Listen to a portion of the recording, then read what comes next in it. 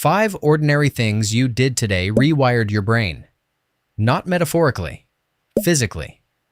You didn't notice a single one of them, and you didn't agree to any of them. 25 years ago, science was certain that was impossible. The adult brain was finished, sealed, done. It isn't. It rebuilds itself around whatever you repeat and whatever you pay attention to. Neuroplasticity, which means the portrait you think you are. Painted years ago, framed, finished, was never a portrait at all. It's a document, still open, cursor blinking at the end of the last line. Each of the 5 has a famous name attached, someone who built a career on it. I'll give you all 5, plus a small fix for each. None of them longer than a coffee break. And by the end, you'll know which one is rewriting you right now. Let's read your source code. 1. The tiny thing you repeat. Start with the smallest one. So small you'd never call it a choice. The way your hand grabs your phone before your eyes are even open. The exact path you walk to the kitchen. The little sigh when you sit down. Feels like nothing, but your brain is filing all of it under me. James Clear built a whole career on this one idea. Forget the big goals. What you repeat every day is what you actually become. And there's real hardware under that. Deep in your brain sits the basal ganglia. Its whole job is to save effort. Do something enough times, and it bundles the steps into one move you run without thinking. Picture a field of tall grass. The first time you cross it, it's slow and awkward. Walk the same line every day, and the grass flattens into a path. Soon you're on it without deciding to be. So the trait you call just how I am, sometimes it's only a path you wore in by walking it a few hundred times. So here's the fix. The one Clear made famous. Don't fight the old paths. Ride them. Bolt a new habit onto one you already do. After I pour my coffee, I write one sentence. That's habit stacking. And it works because the path is already there. Repetition doesn't just build the habit. It quietly renames it you. 2. The replay at 2 a.m. This one only opens when the lights are off. You're in bed, staring at the ceiling, and your brain cues up that thing you said back in 2019. The wrong words, the bad tone. Again, in HD. Joe Dispenza built a career on a wild-sounding version of this. You get hooked on your own thoughts, and thinking the same thing every day rehearses you into staying that person. Some of what he stacks on top gets pretty mystical, and that part is hotly debated. Take the metaphysics with a shovel of salt. The floor of it is solid neuroscience. When you stop paying attention to the outside world, your brain doesn't switch off. A network switches on, the default mode network. It's the circuit that runs when you drift, replay the past, and narrate your own life to yourself. A little of that is just thinking, but run the same painful clip on a loop. That's called rumination, and you're not reviewing the memory. You're rehearsing it, and rehearsal is practice. So here's the fix, and it's almost stupidly simple. Give the worry an appointment. Pick 10 minutes earlier and call it your worry window. When the 2 a.m. loop starts, tell it, not now, we do this at 6. Psychologists call it worry postponement. Sounds too simple. It can genuinely help. Can't wait?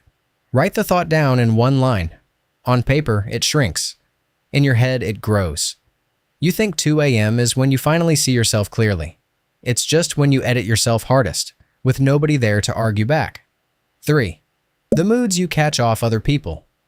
This edit gets written by people who aren't even you. Jim Rohn made one line famous. You're the average of the 5 people you spend the most time with. Whether he coined it is murky, but he's the one who put it on every office wall. People aim that at money or ambition. It's just as true for your mood. Notice how you're a slightly different person 20 minutes into certain company. One friend, and you're quicker, warmer, funnier. Another, and you leave heavy. And nothing bad even happened. That's real. It's called emotional contagion, and it's about as voluntary as catching a yawn. You sync to the faces and voices around you and drift toward the mood of the room. You've probably heard this blamed on mirror neurons. Careful there. The catching of moods is well proven. The neat neuron by neuron story in humans is still more theory than fact. A lens, not a diagram. So here's the fix, and it costs you nothing. Write the list. Your top 5. The people you get the most hours with. Then put a plus or a minus next to each name based on how you feel walking away. Done.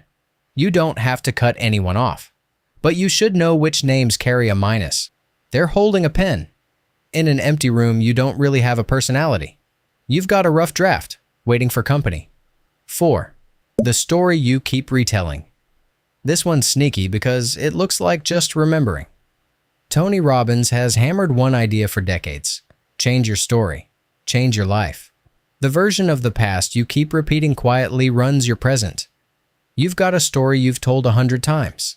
The X. The job that fell through. The childhood scene you bring out at dinner to explain exactly why you're like this. You think you're replaying a fixed recording. You're not. When your brain pulls up a memory, it goes soft for a moment. Editable. Before it saves again. That's called reconsolidation. It resaves. It doesn't just reread. So every retelling, you can trim a detail, sharpen the villain, dim a light. And the edited version is the one that gets stored. Honesty note. Rock solid in animal studies. Strong but still growing in humans. A well-backed idea, not a closed case. Memory isn't a security camera. It's an editor with opinions. And the more you tell the story, the more it bends toward the character you've decided to play. Here's the fix. Tell the story once from the other person's side. Out loud, third person, like you're describing two strangers. He was tired. She was scared. That's self-distancing, and it can genuinely loosen a memory's grip because you're editing it while it's soft. You're not the narrator of your life. You're the one doing edits between the takes. 5. The things you keep avoiding. This last one is invisible because it's made of things that didn't happen. The email you didn't open, the call you kept meaning to make, the room you left early, the thing you called not really my thing. Mel Robbins built a career on the 2 seconds between wanting to move and not moving. Here's the loop. Something makes you anxious. You avoid it. The second you do, the anxiety drops. That drop feels like relief, and relief is a reward. So your brain learns. Avoiding worked, do it again. It's called negative reinforcement, and it's the engine under most anxiety. Every not today doesn't just skip one thing. It teaches your nervous system that the thing was dangerous. So next time, the wall of dread is a little taller. Do that for years and your world quietly shrinks. Then you look at the smaller life and go, guess I'm just not that kind of person. And here's the fix. Robbins' answer to those 2 seconds. Don't wait to feel ready. You won't. Count down 5, 4, 3, 2, 1 and move before your brain files its objection. Then do the 5-minute version, not the whole thing. Open the email. Don't answer it. Walk into the room for one song. That's the honest front end of what therapists call exposure. You teach your brain the thing is survivable by letting a little of it happen. Avoidance never feels like a decision. That's exactly why it's the strongest editor of the 5. Look at all 5 running at once. The path in the grass. The 2 a.m. replay. The moods you caught. The story you resaved. The things you ran from. And be honest. One of those 5 landed harder than the other 4. That's yours. Not the 4 you nodded at. The one you'd rather I hadn't brought up. None of them asked permission. And all 5 are running right now while you watch this. So, all 5 fixes. Fast. 1. Stack the new habit onto one you already do. After the coffee, 1 sentence. 2. Give the 2 a.m. loop a daytime appointment. 10 minutes earlier on paper. 3. List your top 5 people, plus or minus next to every name. 4. Tell your worst story once in third person, like it happened to strangers. 5. Count backwards, out loud, then put 5 minutes into the thing you've been dodging. And the challenge isn't pick one. I'm not making a tired person choose. 1 fix a day, 5 days. Here's why 5 tiny days work at all. Your brain runs a filter called the reticular activating system. Tell it what to look for, and it starts finding it. Like a car you're thinking of buying suddenly appearing on every street. Not magic. Attention. So the 5 days aren't about the tasks. They're you telling that filter what matters, until you catch the loops while they're still running, which is the only moment any of this is editable. Nothing on that list takes longer than a coffee break. You'll miss a day. Everyone misses a day. Pick it up the next morning. In 5 days, you won't have a new personality. That's not how it works. You'll have your own evidence instead of my word for it. A portrait is finished. Nothing you can do about a portrait.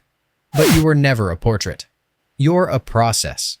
And a process can be pointed somewhere new. Carl Jung circled one idea for a lifetime. What runs in you unseen still steers. You just call the route fate. You've been rewriting yourself by accident your whole life. Starting tomorrow, do it on purpose. The document's still open. Cursor still blinking, right where you left it. It was always your hand on the keys. You just never looked down. And next time, we go somewhere stranger. Because if memory resaves every time you touch it, then some of the memories you'd swear on may be things that never happened. We'll start there.